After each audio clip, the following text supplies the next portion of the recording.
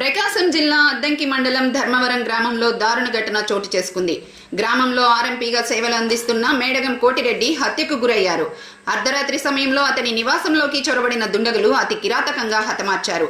ఈ ఘటన ధర్మవరం గ్రామంలో కలకలం రేపింది. సమాచారం అందుకున్న దర్శి డీఎస్పీ బాలమురళీకృష్ణ, సిఐలు సుబ్బరాజు, మల్లికార్జునరావు ఘటనా స్థలానికి చేరుకుని పరిశీలించారు.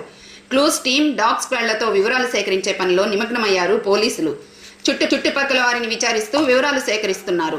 మృతుని పంచనామా నిర్వహించి మృతదేహాన్ని పోస్టుమార్టం నిమిత్తం అద్దంకి ప్రభుత్వ వైద్యశాలకు తరలించారు. నిందితులను గుర్తించి పట్టుటకు ప్రత్యేక చర్యలు చేపడుతున్నట్లు దర్శి డీఎస్పీ బాలమురళీకృష్ణ తెలిపారు. ఘటనపై పూర్తి వివరాలు త్వరలోనే వెల్లడిస్తామని ఆయన అన్నారు. మా సిఐ గారు చెప్పారు, కథలో ఒలుకు పలుకు లేదండి సార్, చచ్చిపోయి ఉండొచ్చేమో అన్నాడు. సార్ తొందరగా సీన్కి వెళ్ళమంటే రాత్రి 2:45, 3:15కి వచ్చేసాడు సీన్కి. మేము కూడా వచ్చి చూసాము. ఈ విధంగా ఏంటంటే పూల్ ఆఫ్ బ్లడ్లో పడిపోయి చనిపోయి ఉన్నాడు. మాకు తెలిసిందంటే ఒక 3 వ్యక్తులు మొహానికి మాస్కులు వేసుకొని వచ్చారని తెలిసింది. లోపల వచ్చి బెల్ల కొట్టిన తర్వాత మందులు కావాలని చెప్పి ఎంటర్ అయ్యారు. ఆ తర్వాత బ్లంట్ ఆబ్జెక్ట్స్ కొట్టి చంపేసింది. దానికి సంబంధించి క్లూస్ టీం వచ్చింది. మంగళగిరి నుంచి, హెడ్ క్వార్టర్ నుంచి, గుంటూరు నుంచి క్లూస్ కొన్ని తీసుకున్నాము. అవి చెప్పేవి కాదు.